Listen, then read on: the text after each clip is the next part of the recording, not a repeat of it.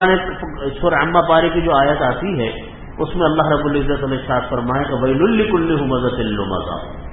ہلاکت اور بربادی ہو ہر عیب لگانے والے، طعنہ دینے والے کے اوپر۔ آگے فرمایا کہ الذی جمع مالا وعددا، وہ انسان جس نے اپنے لیے مال کو گن گن کر جمع کیا، گن گن کر جمع کر رہا ہے مال کو، روزانہ حساب کتاب چل رہا ہے، ہر وقت اسی فکر میں لگا ہوا ہے کہ کتنا پیسہ آ گیا، اس پر خوشی ہے، جو خرچ ہو گیا اس پر پریشانی ہے، ہر وقت پیسے کا چکر، ہر وقت پیسہ دماغ میں۔ اور وہ یہ فرمایا اللہ تعالیٰ نے کہ یحسب ان مالہ اخلدا، وہ یہ گمان کرتا ہے کہ مال اس کے پاس ہمیشہ رہے گا، ہمیشہ مال اس کے پاس جمع رہے گا، کبھی وہ مال خرچ نہیں ہوگا۔ اللہ تعالیٰ فرماتے ہیں ایسا ہرگز نہیں ہوگا، کبھی مال جمع نہیں رہ سکتا، مال اس کو کبھی زندگی نہیں دے سکتا، کلا ہرگز ایسا نہیں ہوگا۔ اللہ تعالیٰ فرماتے ہیں کہ بلکہ ہوگا ہی لینبذن فی الحطمہ، ان کو حطمہ میں پھینک دیا جائے گا۔ وما ادراک ما الحطمہ، تم کو پتہ ہے کہ حطمہ کیا چیز ہے؟ فرمایا کہ نار اللہ الموقدہ، وہ ایک ایسی آگ ہے جو اللہ کی بھڑکائی ہوئی آگ ہے۔ نار اللہ الموقدہ، ایک ایسی آگ ہے جو اللہ کی بھڑکائی ہوئی آگ ہے۔ التی تطلع علی الافئدہ، اور وہ آگ دنیا کی آگ کی طرح نہیں ہے کہ آپ نے پانی ڈالا تو بجھ گئی، آپ نے گیس ڈالی تو بجھ گئی، اور کوئی آ گیا مدد کو تو وہ بجھ گئی، نہیں۔ فرمایا کہ وہ آگ ایسی خطرناک آگ بھڑکے گی اللہ تعالیٰ کی طرف سے کہ وہ آگ انسان کے جگر تک جا پہنچے گی، ایسی آگ ہوگی اللہ کی طرف۔ نار اللہ التی تطلع علی الافئدہ، جو انسان کے جگر تک جھانکے گی جا کر۔ تو یہ ساری چیزیں کیا ہیں؟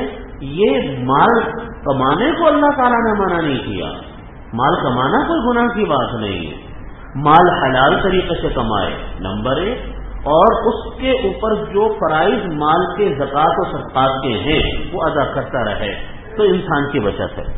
مال حلال نہ ہو تو تباہی ہے، مال حلال کما لیا لیکن زکوٰۃ ادا نہیں کر رہا، یا اس کے ذمے میں جو صدقات واجبہ ہیں ان کو وہ ادا نہیں کرتا، تو پھر وہ مال انسان کے لیے تباہی کا باعث ہے۔ نبی کریم صلی اللہ علیہ وسلم نے ایک جگہ پر ارشاد فرمایا کہ آپ صلی اللہ علیہ وسلم نے فرمایا کہ جو کوئی انسان زکوٰۃ ادا نہیں کرتا تو اللہ تعالیٰ روز قیامت میں اس کے اوپر ایک اژدہا مقرر کر دیں گے، یعنی اس کا مال جو ہے وہ اژدہے کی صورت میں، جو اژدہا گنجا ہوگا، زہریلا ہوگا، وہ اژدہا اس کے مال جو ہے اژدہا بنا کر اس کے گلے میں ڈال دیا جائے گا، اور وہ اژدہا انسان کے گالوں کو پکڑ پکڑ کر یہ چیرے گا، اور وہ یوں کہے گا کہ انا کنزک انا مالک، میں تیرا مال ہوں، میں تیرا خزانہ ہوں، جس کو تم نے دنیا میں جمع کیا تھا اور تم نے اس مال کو اللہ کے راستے میں خرچ نہیں کیا تھا، یعنی زکوٰۃ ادا نہیں کی تھی اس کی۔ چنانچہ نبی کریم صلی اللہ علیہ وسلم نے یہ بھی دعا فرمائی کہ اللہم آتی منفقا خلفا، اے اللہ آپ اپنے راستے میں خرچ کرنے والوں کو اور زیادہ عطا فرما دیجئے، اور زیادہ دے دیجئے، اور فرمایا کہ وآتی ممسکا تلفا، اور جو لوگ اپنے مال کو اپنے پاس روک کر رکھتے ہیں ان کے مال کو تباہ کر دیجئے۔ آپ دیکھیں گے بہت سارے لوگ آپ کو ایسے نظر آتے ہیں جو اپنی بہت ساری پریشانیوں کا ذکر کرتے ہیں، عجیب و غریب قسم کی پریشانیاں، جس کو کہتے ہیں نا ہمہ جہت پریشانی انسان کے اوپر آ گئی، یہ ہو گیا، یہ حادثہ، وہ حادثہ، یہ نقصان، وہ نقصان، یہ پریشانی، آدمی بھی پریشان ہو جاتا ہے کہ یا اللہ یہ اس کے ساتھ کیا ہو رہا ہے۔ بہت سارے موقعوں کے اوپر اگر آپ دیکھیں گے تو اس کے اسباب یا تو حرام مال کی آمدنی ہوگی، یہ زکوٰۃ کی ادائیگی نہ کرنا ہوگا، وہ دونوں میں سے کوئی نہ کوئی کچھ نہ کچھ ہوتا ہے اس کے اندر، یا تو مال حرام ہوگا یا زکوٰۃ کو صحیح طریقے سے ادا نہ کرنا ہوگا، یہ ہوتا ہے۔ چنانچہ نبی کریم صلی اللہ علیہ وسلم نے حدیث شریف میں ارشاد فرمایا کہ نبی کریم صلی اللہ علیہ وسلم نے فرمایا کہ جو لوگ زکوٰۃ کو ادا نہیں کرتے تو وہ قوم، پھر وہ لوگ قحط سالی کا شکار ہو جاتے ہیں، قحط آ جاتا ہے۔ ایک اور جگہ پر نبی کریم صلی اللہ علیہ وسلم نے ارشاد فرمایا کہ زکوٰۃ کا مال انسان کے مال میں اگر شامل ہو جائے، یعنی یا تو زکوٰۃ ادا نہیں کی یا مستحق نہیں تھا زکوٰۃ لینے کا لیکن زکوٰۃ لے لی، یہ بھی تو آج کل بڑا مسئلہ بنا ہوا ہے نا، ہر آدمی پیسے لے رہا ہے، زکات لے رہا ہے، اس کی پتہ نہیں ہوتا کہ وہ زکات لینے کا حقدار بھی ہے کہ نہیں ہے۔ تو دونوں مطلب ہیں اس کے کہ زکات نہیں ادا کی تو وہ پیسہ جو بچا وہ اپنے مال میں شامل ہو گیا، یا مستحق نہیں تھا لینے کا اور اس نے زکات کو وصول کر لیا۔ دونوں صورتوں میں نبی کریم صلی اللہ علیہ وسلم نے ارشاد فرمایا کہ وہ مال جو اس کے مال میں شامل ہوا ہے وہ مال انسان کے لیے تباہی کا باعث ہے، اس کے مال کو لے ڈوبتا ہے اور دوسرے مال کو لے ڈوبتا ہے۔ اس کا اندازہ ہوتا ہے ان لوگوں کو دیکھ کر جو لوگ زکوٰۃ کو صحیح طریقے سے ادا نہیں کرتے، طرح طرح کے ہیلے بہانے کر کے زکوٰۃ کو روک لیتے ہیں۔ بعض لوگوں کو یوں دیکھا کہ اپنا زیور ہے یا اپنی بیوی کا زیور ہے، اس کو جب موقع آیا، رمضان کی تاریخیں آئیں تو اس کو اپنے چھوٹے بچوں کے نام پہ کر دیا، نابالغ بچوں کے نام پہ کر دیا تاکہ زکوٰۃ سے بچت ہو جائے۔ تو ایسی مثالیں ہیں انہی ایسے لوگوں کی کہ ان کا پورا کا پورا سونا ضائع ہو گیا، پورا کا پورا سونا ضائع ہو گیا۔ کہیں جا رہے تھے وہ بیگ چوری ہو گیا، تو اس طرح گھر میں ڈاکہ پڑا، مال چوری ہو گیا۔ تو زکوٰۃ کو دیکھ، یہ تو اللہ تعالیٰ کا وعدہ ہے، یمحق اللہ الربا ویربی الصدقات، کہ اللہ تعالیٰ تو سود کو مٹاتے ہیں اور صدقے کو اللہ بڑھاتے ہیں۔ زکوٰۃ کا پیسہ کبھی کم نہیں ہوتا۔ یہ ہماری اور آپ کی ایک ہمارا مشاہدہ ہوتا ہے جس کی وجہ سے ہم یہ سوچتے ہیں کہ پیسہ کم ہو رہا ہے۔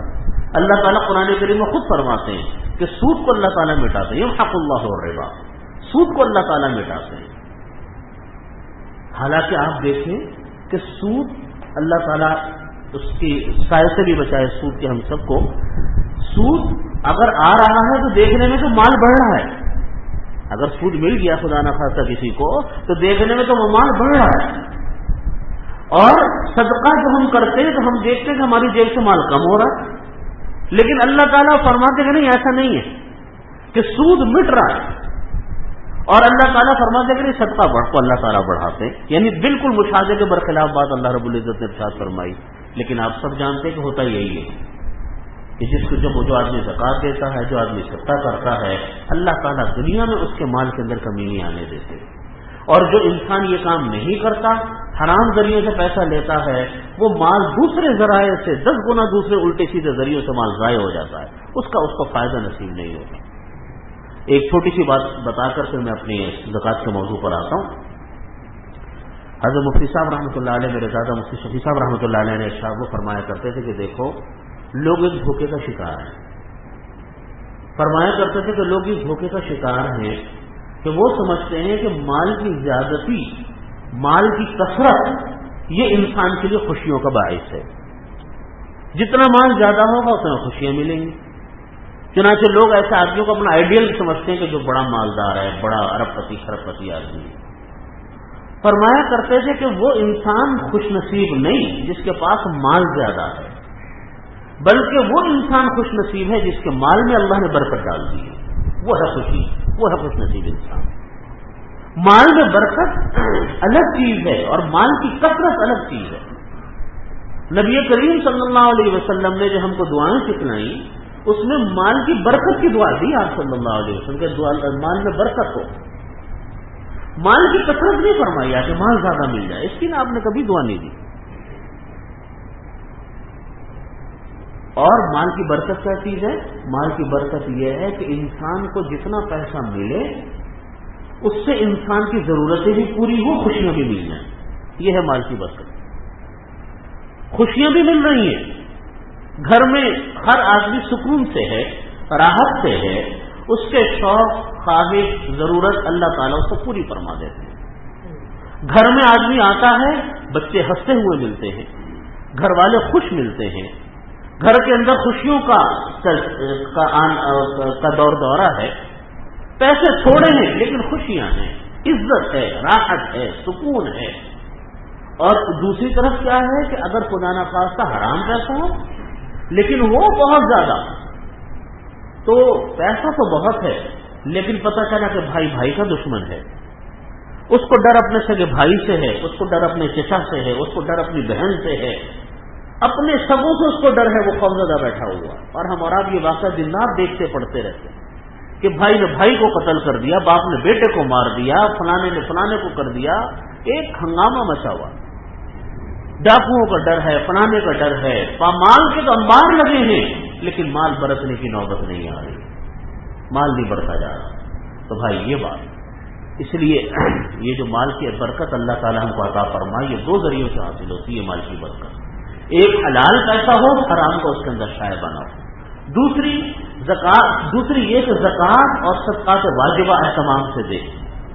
یہ تو ضروری ہے دینے، نہ دینا گناہ گار ہے، لیکن اس کے علاوہ جو نفلی صدقہ ہے اس کا بھی اہتمام کرنا چاہیے ہم کو۔